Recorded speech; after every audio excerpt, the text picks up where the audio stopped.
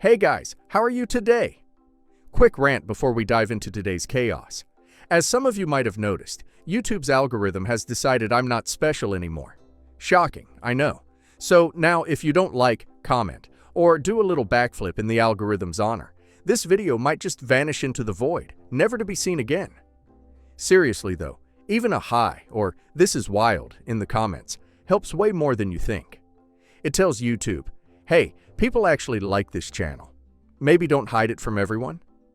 That can really help push my videos out to a wider audience, not just to my subscribers.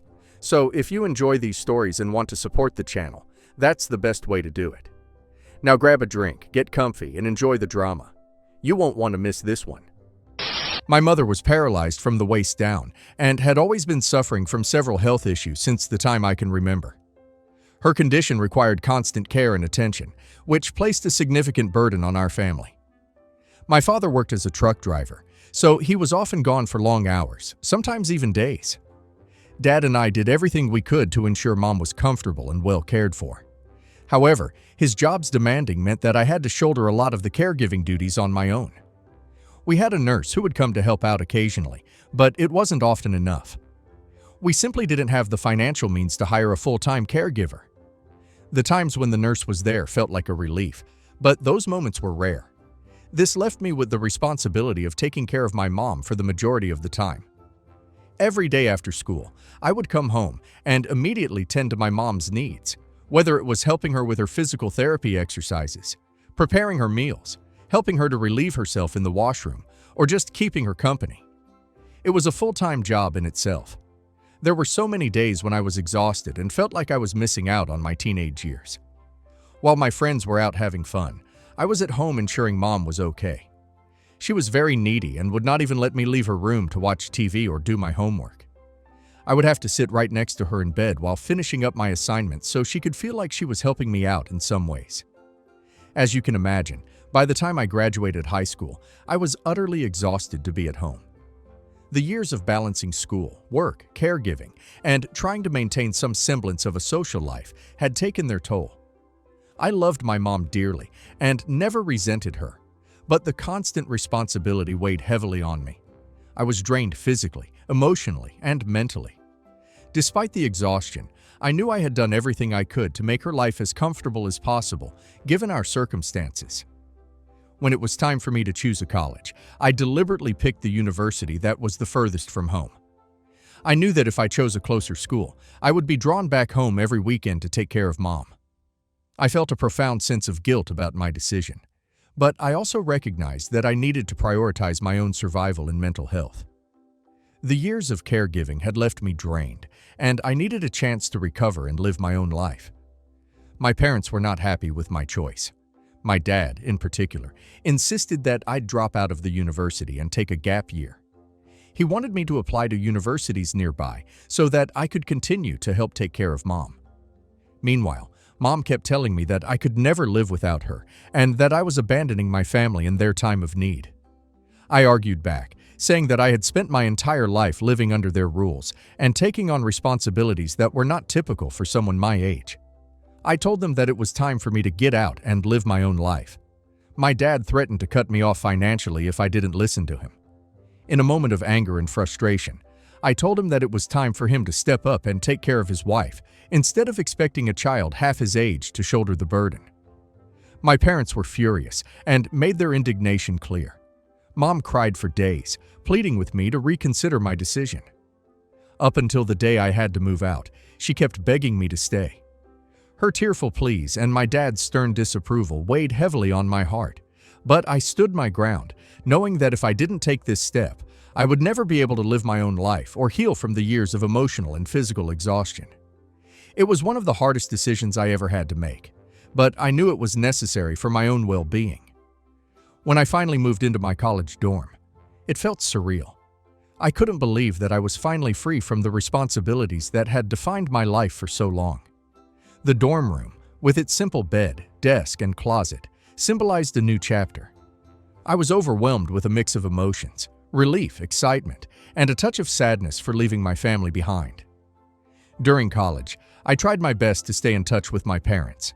My dad, however, always resented me for leaving. Our conversations were often strained, filled with underlying tension and unspoken accusations. He couldn't understand my need to get away, and he held on to his bitterness. My mom, on the other hand, missed me terribly. Over time, she began to understand that I had no choice but to leave. She realized that I needed this break for my own well-being. Because I had to take care of my mom from such a young age, I made the decision quite early on in my life that I never wanted to have children, and my mind has never changed. My entire childhood and teenage years were spent taking care of an adult, and I felt that I didn't have the mental and emotional capacity left in me to take care of anyone else in the future. I was always clear about this choice with every guy I have ever met. For a long time, I chose to remain single, rather than date men who, despite knowing my decision to remain child-free, would hope that I would eventually change my mind. When I didn't change my mind, they would get angry, saying how women were supposed to have children, and that it was ungodly of me to deny them. Their reactions reinforced my decision to stay single. I refused to let them pressure me into a life I didn't want, and I was determined to find someone who would accept me for who I was without the expectation of motherhood. This is why, when I finally met James, who didn't want children just like me and instead wanted to travel the world, it felt like a match made in heaven. From the moment we started talking, I knew he was different. James shared my passion for travel and exploration, and also my firm decision not to have children. He told me that he had undergone a vasectomy a long time ago because he was sure he never wanted to be a father. It was such a relief to find someone who was on the same page as me. Besides our shared interest in remaining child-free, James was kind, helpful, and intelligent. His spontaneity matched mine perfectly, and together we could just up and travel anywhere we wished. With James, I've been to over 20 different countries. Our adventures have taken us from the bustling streets of Tokyo to the serene beaches of Greece, and each journey has been an incredible experience. Now, don't get me wrong, we are not rich, and neither do we come from wealthy families. However, because we don't have children and both of us are adaptable adults, we have been able to keep our priorities straight. We prioritize experiences over material possessions, and we live frugally when necessary to save up for our next trip. Our love for travel and our commitment to living a child-free life have brought us closer together. It's a partnership based on mutual understanding and shared dreams, and it has made our life together incredibly fulfilling. Everything with James is great, but I can't say the same about his family. Early on, James warned me that his mother and sister are very difficult to get along with. He shared multiple stories about how these two women have always judged every girl he has ever dated, never really approving of them. Over the years, his family has been consistently judgmental and always had an opinion about his lifestyle. James enjoys being a free spirit, embracing spontaneity and adventure, but his family has always wanted him to settle down and have a traditional job. This clash of values has been a significant source of tension between them. The situation escalated dramatically back when James decided to get a vasectomy. His mother, Vinnie, was furious when she found out. She was so angry that she stormed into his workplace and yelled at him in front of everyone, expressing her shame and disappointment that he did not want to become a father. She told him she was ashamed to have given birth to a son like him. That incident was a turning point for James. The public humiliation and the lack of respect for his personal choices made him realize that he needed to distance himself from his family. Since then, he has reduced his contact with them as much as possible. While he still loves his family, he understands that their constant judgment and disapproval are toxic to his well-being. James's decision to minimize contact has allowed him to live his life more freely, but it also means that there is an undercurrent of tension whenever family matters arise. James's mother did apologize to him several times after the vasectomy incident, which is why eventually he agreed to let me meet her. I was quite well prepared for the encounter, having grown up with pushy parents myself. James's mother, Vinnie, was exactly as I had imagined, short-tempered and very mouthy. In our first meeting, she immediately had opinions to share about my red hair color and the tattoo on my forearm. She didn't hold back her judgments, making it clear that she wasn't impressed. When she asked about my parents, I told her about my mother's disability. Vinnie then made a shocking comment, asking if that was why I wanted to marry James, so he could help me take care of my mom. I was taken aback, especially since James hadn't even met my mother at that point. Besides, why would I need to marry a man to take care of my mom? Her ridiculous words made me laugh out loud. Vinny didn't like that at all and said she found my laughter very insulting. I didn't care and just kept eating my food without apologizing to her. Over the years, our relationship has never improved, but I've never sweated about it. I let her do her thing, and I do mine. Her opinions and judgments don't affect me, and I maintain a polite but distant relationship with her. However, the main villain in my life isn't my mother-in-law, since I can pretty much handle her. It's actually my sister-in-law. She has always hated the fact that I don't want children as much as James. She had always expected her brother to meet a woman who would eventually change his mind and force him into becoming a father. Instead, James met me, who shared his interest in not having kids, and this infuriated her. When she found out that we both wanted to remain child-free, she asked me what the purpose of my life was. I told her that my purpose was to live my life just like every other person, doing the things I wanted to do. However, she argued, questioning the point of God giving me a uterus, as if the sole purpose of a woman is to become a breeding animal. I responded that just because one has a uterus doesn't mean they have to use it, and that people who don't want to have children shouldn't be forced to take on kids they can't manage. Nothing would damage a kid more than having parents who don't know how to take care of them. Despite my explanation, Sil just shook her head and kept telling me how James and I were going to regret our decision when we were older and had no one to take care of us. I quipped back that I didn't want to have children just to have insurance for them to take care of me, as there's no guarantee they ever would. I also mentioned that I would feel much more comfortable at an old age home, with nurses and staff who could take care of me if such a situation ever arose when we were older. Sil never bothered listening to me, as you can already imagine. Over the years, she has done everything in her power to force us to change our minds. It all started with her having children, and then calling us every other weekend to take care of them. Now, James and I love our nephews and niece, but spending time with them for 3 to 4 hours isn't going to change our minds about not wanting kids. Currently, James and I are working hard to build our marketing agency. Even though it has just started, we've already onboarded a few well-paying clients. This time is crucial for us, and we know we have to work very hard to retain them for a long time. At this stage, we also rely heavily on word of mouth from these clients to spread the word that we're a good agency for their brands. Because of this, James and I have been very busy with work and haven't even traveled anywhere. Sil is well aware of this. However, without ever checking in on us, she will just drop her kids off at our place unannounced. She will give us excuses that she needs a break or has to buy groceries, but will be gone for hours on end. Whenever this happens, James tries to take care of the kids for about an hour before he gets quickly irritated. He then ends up switching on the TV for them and lets them watch whatever they want. But kids, being kids, get quickly bored and want attention. So then they start wailing or fighting among themselves, which is when I am forced to leave my work and play with them. I know they're just kids, but due to all this I've started to resent them, and I know for a fact that James does too. This situation is frustrating because we are trying to build something important, and every interruption feels like a step backward from our future.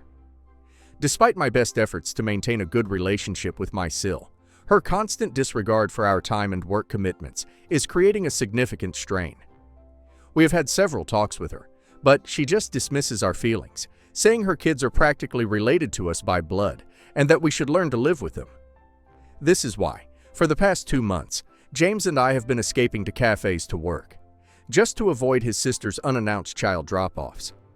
Whenever she would show up at our place, we'd tell her we were out meeting a client or had an important meeting that day. This way, we knew she couldn't leave the kids with us any longer. Of course, my Sil would get furious that we were unavailable and would demand we come back home. But James would argue back, insisting she needed to watch over her own kids instead of pushing them on us all the time. Later, my Mill would call James to reprimand him about not helping his sister enough and how difficult it is for her to be a parent of 3. I would encourage James to tell her that if she cared so much about Sil, then she should start taking care of the children herself. This would infuriate Mill even more, as she'd then make excuses about being too old and having done more than enough. She would then continue to insist that we were young and needed to be around children. While we respected her perspective, We couldn't compromise on our priorities. The cafes provided us with a sanctuary where we could concentrate on client meetings, strategy sessions, and creative work without the unexpected disruptions that came with Sill's unannounced visits. This strategy has been working well for us for quite some time, and while it hasn't resolved the underlying family tensions, it's given us the space we need to prioritize our work and maintain our sanity. Recently, my mother succumbed to her ongoing illness. When my dad called to deliver the news, I was devastated and completely shattered. Despite the distance that had grown between me and my parents over the years, I still loved my mother deeply, and the realization that she was no longer with us was incredibly painful.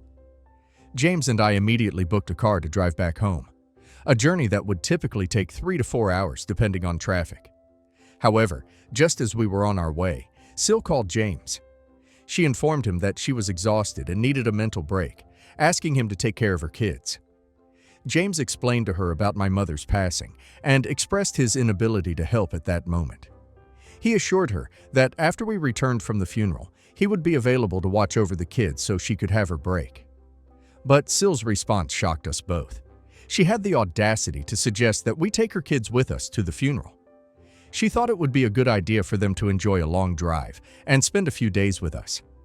I could hear every word she said because James had her on speakerphone in the car. I was baffled by her insensitivity and rolled my eyes. This was my mother's funeral, for God's sake, not a joyous trip to Disneyland. Her kids had never even met my mom, and the thought of bringing them to an event where people would be grieving was completely inappropriate and disrespectful to everyone, including me. Sill didn't even bother to ask James about me or about how I was doing, yet wanted us to just take her kids off her hands. James again declined her and told her that he was driving, so he would have to call her back later. During my mom's funeral, I received only a couple of texts from my mother-in-law and sister-in-law offering their condolences. I didn't hear from them over the phone, but I wasn't too bothered at the time because my focus was entirely on honoring my mom's memory and supporting my family through this tough period. On the day of the burial, James started receiving numerous missed calls from his mother, which he chose not to answer. Since I had left my phone at home, I couldn't be sure if they had tried to reach out to me as well. When we returned home after the funeral in the afternoon, I was surprised to find several voicemails waiting for me from Sill and Mill. I initially thought they were reaching out to express sympathy for my mother's passing, but to my surprise, there were multiple voicemails demanding that James and I come back immediately to watch over the kids. They explained they wanted to go on a shopping spree, which left me taken aback and heated. As I listened to voicemail after voicemail from both of them, insisting on our return, James heard the messages too and immediately called his sister to confront her about their inappropriate demands. Like me, he was starting to get really frustrated with their insensitivity and selfishness during such a difficult time. We found it incredibly insensitive that they were more concerned about their own plans than understanding the emotional toll losing my mom had on me and James. However, when James finally got in touch with his sister, she informed us that she was already with Mill on the road and they had left her kids at home. She insisted that we needed to drive back to her place immediately, as it had already been 30 minutes since they had left after sending us the last voicemail. James angrily questioned if she had in fact lost her mind, since we had just come back from burying my mother, and there was no way we could drive to her place at that moment. Hearing this, in the background, Mill started to yell at him, accusing him of only prioritizing his wife and having no problem driving with me to my mom's funeral. She said he should also prioritize his family and have no issue driving back immediately and taking care of his nephews and niece. James pointed out how they could not just force us to drop everything for the kids, especially when we were still in mourning. However, Sill defended herself, stating that she had left the TV on and provided enough food for the children, so we didn't have to do much for them. But she insisted that we needed to return home as soon as possible because the kids would get hungry soon. My eyes widened in shock as I started to realize that she sounded quite serious. As a result, my husband and I decided to drive to her home, even though we were exhausted. We called Sill several times throughout our drive, but she let our calls go to voicemail each time. We kept hoping and praying that she was probably pranking us and that she would not actually abandon her own children. But when we finally arrived at her place, our worst fears were tragically confirmed. We entered her living room to find all her 3 kids in a state of distress, hungry, crying, and visibly shaken. The sight of their tear-streaked faces and desperate cries tore at our hearts. It was clear they had been left alone for far too long, and they looked very relieved to see us there. Immediately, we rushed to comfort them, providing food and soothing words as we assessed the situation. Guilt and anger surged within us. How could Sil have been so reckless, so indifferent to her own children's well-being? However, to our further horror, we discovered James's niece in distress, as she had half a crayon stuck in her nose. She was apparently playing around with crayons and was now struggling to breathe properly. We had no idea how long she had the crayon up in her nose, so we immediately dialed 911, explaining the urgent situation. We also had to explain how Sil had abandoned her children, leading to their critical condition, since we didn't want to be implicated in this incident. The ambulance and police arrived swiftly, and we recounted the events. We informed them about how we were at my mother's funeral, and then had to rush back home after Sil had already left the kids alone. Eventually, CPS was notified, and by then we knew this was a serious matter. Later, when Sil and Mill arrived, seemingly oblivious to the severity of the situation, carrying multiple shopping bags, they were shocked to see police and CPS personnel speaking with us. Sil erupted in anger, accusing us of betraying her and attempting to harm her custody rights. She tried to explain how she had left the kids in the safety of her home, and that she knew me and my husband would drive back home immediately, so her kids were never actually in any real danger. Fortunately, CPS and the police didn't agree with her. Following these events, Sil has been arrested for abandonment, and the children have been put under our care temporarily, since their father lives in another country and will take some time to fly back home. Mill is furious at James and me for involving the authorities and has threatened legal action against us. According to her, we have mentally harassed and endangered her daughter by getting her arrested for no reason, as this could lead to Sil losing custody rights permanently. Are we the assholes for reporting Sil and possibly ruining her life? Not the a-hole. She ruined her own life the moment she walked out the door and left her children home alone so she could go shopping. OP didn't cause this. OP responded to a literal emergency. A child was choking. The other kids were hungry and crying. This is neglect. Full stop. CPS didn't get involved because of OP. They got involved because of her actions. And now let's hear community's opinion. Sil and Mill are dangerous people. The emotional manipulation, the entitlement, the complete disregard for your grief when your mother passed. It's unreal. Leaving 3 small children alone, one choking while they went shopping? That's not needing a break, that's neglect. CPS involvement was not only justified, it was the only correct choice. They could have killed those children. The fact that they are still mad means they still don't understand how serious this was. James is the MVP here. A lot of spouses cave under family guilt and pressure, but he backed you, defended you, and protected those kids. The 2 of you handled everything exactly right. His sister and mother have been emotionally abusive for years, and this was the final proof. I'm glad the father is stepping in. Those kids deserve stable adults, not people who treat them like bags they can drop off whenever they want to go have fun. Not the a-hole. And I want to emphasize something. Your decision to remain child-free makes complete sense. You already raised a parent. You did an adult job as a child. You burned out before you even became an adult yourself. The fact that people still try to guilt you into motherhood only proves that they don't care about your well-being, just what they want from you. Your life is your own now. You defended vulnerable children. You protected yourself. You built a loving partnership. That's something to be proud of. Update 1. Okay, so instead of repeating myself in the comments, I'm going to clear up a few things here. James's father passed away when he was quite young. This is why Mill and Sil have always been so involved in his life, as they both feel they practically raised him together. Obviously, that's not true because, according to James, his mother and sister used to abandon him as a child all the time to do their own thing, so he learned to take care of himself all on his own. This is also the #1 reason why he has never wanted to have kids, after watching his mother be such a terrible parent to him and his sister. My husband does stand up to them all the time, but they just refuse to take no for an answer. Sil and her ex-husband are divorced. Her ex currently lives in another country for his job, but he is flying back soon to take on the responsibility of the kids. He does pay child support every month, as well as had to pay a hefty alimony during his divorce, which is how Sil can afford to live a lavish lifestyle without a job.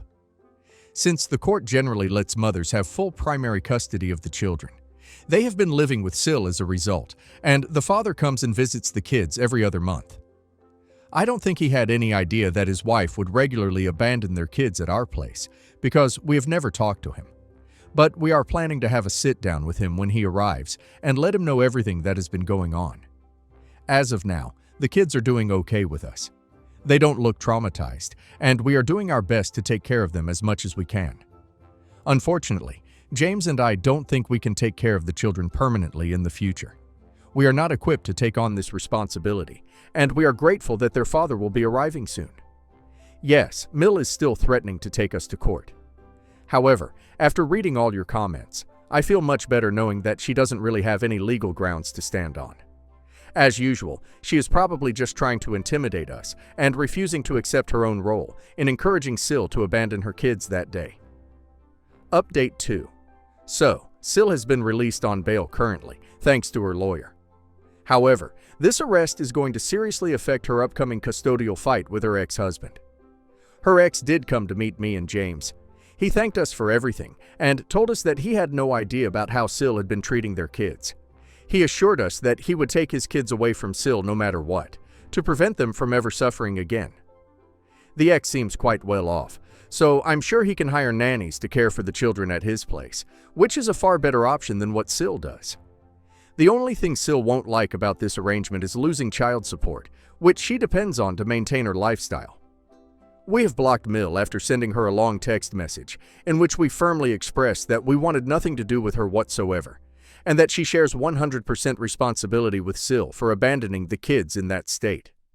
We further informed her that we were done with her narcissistic behavior, and if she ever approached us again, we wouldn't hesitate to get a restraining order against her. We are hoping this makes her stop contacting us ever again in the future. Update 3. I know it's been several months since I last updated, but I wanted to come here and give a final update about Sil. It turns out that she lost custody, and the judge rightfully let the father take full custody of the children. Sil's neglect and abandonment of the kids were crucial factors in the court's decision. During the custody battle, several witnesses, including us, testified about the conditions we found the children in and Sil's irresponsible behavior. I also testified about the multiple times Sil would drop off her kids at our place and practically force us to take care of them. In the end, the judge deemed it in the best interest of the children to be under their father's care, given his stable situation and commitment to providing a safe and nurturing environment.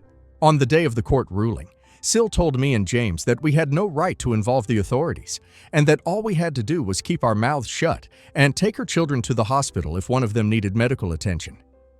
She called me several insulting names and accused me of being jealous of her. James told her that this was probably the last time we would ever be in the same room together, and threatened to take legal action against her, just like we had given the same warning to Mill. Fortunately, over the past few months, the children have adjusted well to their new living arrangements with their father. They are finally surrounded by the love and support they deserve. We video call the kids every weekend. James and I are very relieved that they are now in a stable and caring environment, free from the neglect they experienced before. As for everyone asking about my dad, he's doing okay. Since my mother's passing, I've been reconnecting with him more often. It's been a process of healing and rebuilding our relationship during this difficult time.